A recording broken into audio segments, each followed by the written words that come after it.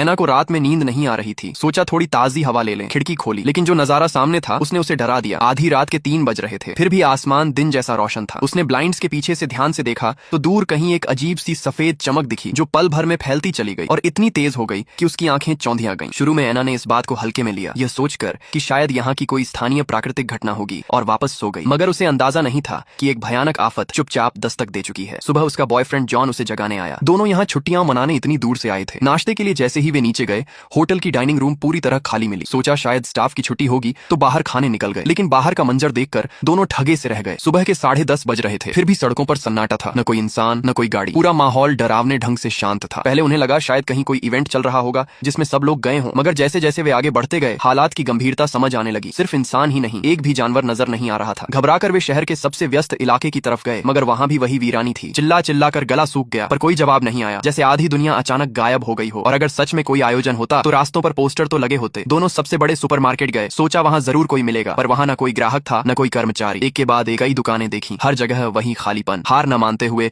उन्होंने आधा शहर छान मारा, पर कहीं एक भी जीती जागती शक्ल नजर नहीं आई। थकर वे पास के एक बार में जा घुसे। वहां की कुर्सियां बिल्कुल करीने से लगी थीं, यानी पिछली रात बार बंद होने के बाद से कोई अंदर नहीं आया था। ये देखकर एना का दिल बैठ गया। आखिर बाकी सब लोग कहाँ चले गए? तभी जॉन को टीवी न्यूज का ख्याल आया। सोचा इतनी बड़ी बात पर तो जरूर खबरें आ रही होंगी, पर न्यूज चैनल लगाते ही स्क्रीन पर सिर्फ सफेद बर्फ जैसा शोर, स्टैटिक दिखा। मजबूरन दोनों बार से बाहर निकल आए। मन पर एक भारी उलझन छाई हुई थी। अगर किसी वायरस ने सबको मार डाला होता तो कहीं शव तो दिखते, और अगर एलियन सबको उठा ले गए होते तो उनका यान कहाँ है? लाचार होकर वे होटल लौट आए। जॉन ने लैपटॉप खोलकर इंटरनेट पर जवाब ढूंढने की कोशिश की, पर हर खबर कल की तारीख पर ही अटकी हुई थी। एना ने अमेरिका में रहने वाली अपनी माँ को फोन लगाया, किसी ने उठाया नहीं। दोस्तों रिश्तेदारों को मैसेज भेजे, मगर कोई जवाब नहीं आया। तभी जॉन के दिमाग में एक तरकीब आई, चलो शहर की सबसे ऊंची जगह से पूरे टापू का हाल देख लेते हैं। दोनों पहाड़ की तरफ निकल पड़े। रास्ते में उन्हें एक चालू हालत में खड़ी कार मिली। खिड़की भी खुली थी, मगर ड्राइवर का कहीं नामो निशान नहीं था। बिना देर किए वे उस कार में बैठ गए और पहाड़ की चोटी की ओर बढ़ चले। मगर वहां पहुंचकर भी वही नजारा था। आलीशान विला वाला इलाका भी पूरी तरह सुनसान। आखिर सब लोग कहाँ गए? छुट्टी मनाने आए। दोनों को अंदाजा नहीं था कि उनका सामना इतने अजीब हादसे से होगा। रात होते होते थकर वे होटल लौट आए। एना ने सोचा शायद ये सिर्फ एक लंबा डरावना सपना है। सुबह उठेंगे तो सब पहले जैसा हो जाएगा। मगर अगली सुबह आंख खुलने पर भी हालात नहीं बदले। दुनिया अब भी वैसी ही मरी हुई सी शांत थी, और कंप्यूटर भी बिना देखभाल के सिग्नल खो बैठा था। एना का अब सिर्फ एक ही इरादा था, यहाँ से निकल जाना। जॉन के पास भी कोई जवाब नहीं था। फिलहाल पेट भरना जरूरी था, सो दोनों सुपरमार्केट पहुंचे और बिना किसी हिचक के जो चाहा वो उठा लिया। कई ट्रॉलियां भर ली। जब एक कार में सामान नहीं समाया तो जॉन एक शोरूम से लग्जरी एसयूवी उठा लाया, और जब होटल का फ्रिज भी इतना सामान रखने के लिए छोटा पड़ गया तो दोनों शहर के सबसे शानदार घरों में से एक में जा बसे। एना ने सोचा भी नहीं था कि कभी इतने आलीशान विला में रहने का मौका मिलेगा, अमीरों जैसी जिंदगी जीने का। शुरू में उसे यह सब अजीब लगा, पर जब उसने जॉन को घर में मस्ती करते देखा तो धीरे धीरे उसने भी हालात को स्वीकार कर लिया। जब बचना मुमकिन नहीं तो क्यों ना इसे जी लिया जाए। फिर दोनों एक लग्जरी स्टोर गए, ढेर सारे ब्रांडेड कपड़े उठाए, जरूरत का सामान भी भर भर के लाए। शाम को एक बार में जाकर उन्होंने इस ऐशो आराम भरी जिंदगी का पूरा मजा लिया। अब पूरी दुनिया जैसे उनकी अपनी थी। हर पहाड़, हर नदी, सब उनकी निजी संपत्ति जैसा लगने लगा था। दोनों बिना किसी रोक टोक के जिंदगी जीने लगे। आसमान को छत और जमीन को बिस्तर बनाकर इस अनोखे और रहस्यमयी तोहफे का लुत्फ उठाने लगे। मगर यह जो ऊपर से मिला हुआ स्वर्ग जैसा जीवन था, उसमें एक बड़ा खतरा भी छिपा था। एक दिन हमेशा की तरह दोनों सुपरमार्केट में मुफ्त सामान उठाने गए। मजे में आए जॉन ट्रॉली में खड़े होकर स्टंट करने लगा, और अचानक ट्रॉली पलट गई। उसकी बांह पर गहरी चोट लग गई। ये देखकर एना घबरा गई। फौरन उसकी मरहम पट्टी की ओर उसे चेताया कि आगे से ऐसी हरकत बिल्कुल न करे, क्योंकि शायद दुनिया में अब दुनिया में कोई और इंसान बचा ही नहीं था। अगर घाव बिगड़ गया तो क्या होगा? यहाँ तो कोई डॉक्टर भी नहीं है। पर जॉन ने कहा कि यह तो बस मजे मस्ती थी, इतनी बड़ी बात बनाने की जरूरत नहीं। उसे अब भी लगता था कि उसकी कोई गलती नहीं। इस बात पर दोनों के बीच जोरदार झगड़ा हो गया। थोड़ा शांत होने के बाद जॉन को अपनी गलती समझ आई। वह फूल लेकर एना से माफी मांगने गया और वादा किया कि आगे से सबक लेकर ऐसी लापरवाही नहीं करेगा। आखिरकार एना ने उसे माफ कर दिया, पर खतरा अभी खत्म नहीं हुआ था। अगले दिन जॉन फिर सामान लेने मॉल गया। पिछली बार के सबक से उसने थोड़ी समझदारी दिखाई थी,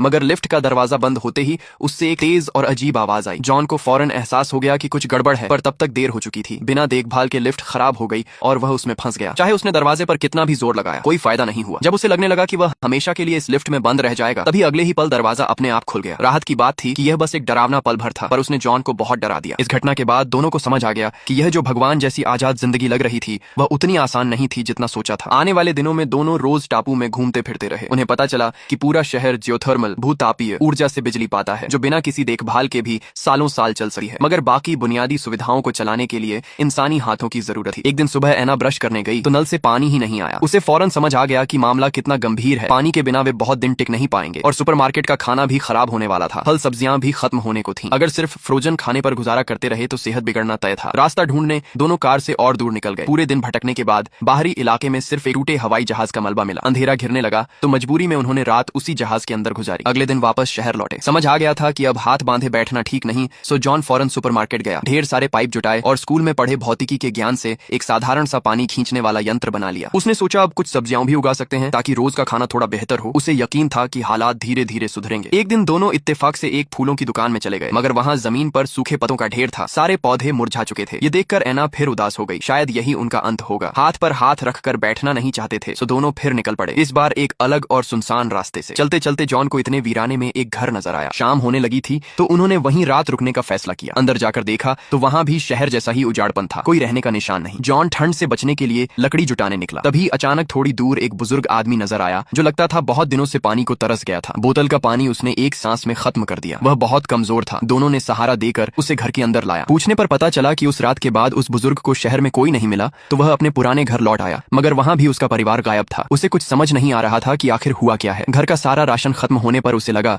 कि अब उसका वक्त भी पूरा हो चुका है, तो उसने इस लकड़ी के घर में ही अपनी आखिरी सांसें गिनने का मन बना लिया था। सोचा था मरने के बाद कम से कम परिवार के पास तो पहुंच ही जाएगा। यह सुनकर जॉन ने उसे समझाया कि हार मानना ठीक नहीं, अब वह अकेला नहीं लड़ रहा। वे तीनों मिलकर एक टीम बन सकते हैं और हिम्मत बनाए रखी तो जरूर उम्मीद की कोई किरण मिलेगी। शायद कुछ और लोग भी कहीं मिल जाए। बुजुर्ग को बात सही लगी। उसने उनके साथ जुड़ने और बाकी बची जिंदगी इस राज को सुलझाने में लगाने का फैसला किया। मगर सब कुछ ठीक चल ही रहा था कि अगली सुबह जब एना उठी, उसने देखा बुजुर्ग शांति से हमेशा के लिए सो चुका था। इतनी मुश्किल से मिला हुआ एक जिंदा इंसान भी इस तरह चला गया। दोनों बहुत दुखी हुए। उन्होंने उसे घर के पीछे बगीचे में दफना दिया। एना ने सोचा अगर एक बुजुर्ग मिल सकता है तो शायद और लोग भी कहीं छुपे हों। उसे एक तरकीब सूझी। उसने सुपरमार्केट से ढेर सारी लाल टेप उठाई और पूरे शहर में हर घर की तलाशी शुरू कर दी। जिस घर में कोई नहीं मिलता उस पर टेप लगाकर निशान बना देती। पूरे एक हफ्ते की मेहनत के बाद उसे समझ आ गया कि यह सब बेकार था। शायद इस दुनिया में सच में अब सिर्फ वे दोनों ही बचे थे। वक्त तेजी से बीता गया। कुछ महीने गुजर गए। एक दिन एना पुरानी तस्वीरें देख रही थी। अंदर से एक गहरा खालीपन उसे घेरने लगा। वह हर पल अपने परिवार को याद करती रहती। इस जिंदगी से उसकी उम्मीद पूरी तरह टूट चुकी थी। अगली सुबह जब जॉन उठा, उसे मेज पर रखी एना की तस्वीरें मिली। उसने यूं ही पलट कर देखना शुरू किया, मगर जितना देखता गया उतना ही उसे कुछ ठीक न लगने का एहसास हुआ। तस्वीरों में एना की शुरुआती मुस्कान धीरे धीरे उदासी में बदलती जा रही थी। जॉन को फौरन कुछ अनहोनी का डर सताने लगा। वह तुरंत कार लेकर एना को ढूंढने निकल पड़ा। आधा शहर छान मारा पर एना कहीं नहीं मिली। तभी उसे याद आया कि वे दोनों अक्सर साथ में एक गर्म पानी के स्रोत हॉट स्प्रिंग पर जाते थे। वह तुरंत वहां की तरफ गाड़ी दौड़ा ले गया और सच में वहां उसे एना की कार खड़ी मिली। जॉन घबराकर हॉट स्प्रिंग की तरफ दौड़ा, पर वहां पहुंचने पर बहुत देर हो चुकी थी। एना पानी की सतह पर तैरती हुई मिली। वह फौरन पानी में कूद गया और उसे गोद में उठाया, मगर तब तक एना की सांसें थम चुकी थीं। वह जॉन को इस सुनसान ठंडी दुनिया में अकेला छोड़कर जा चुकी थी। इस वक्त जॉन पूरी तरह टूट गया था। अपनी प्रेमिका को खोने के बाद उसके पास जीने की कोई वजह नहीं बची थी। उसने भी पानी में कूदकर उसके पीछे जाने का मन बना लिया, मगर सांस घुटने के एहसास ने उसे रोक लिया। आखिरकार वह हांफते कांपते किसी तरह पानी से बाहर निकला। फिर एना के शरीर को गोद में उठाकर हरी घास पर रख दिया ताकि वह प्रकृति में मिल सके। अब इस पल से उसे इस दुनिया का हमेशा का सन्नाटा और तन्हाई सहना था, और यहीं फिल्म खत्म होती है।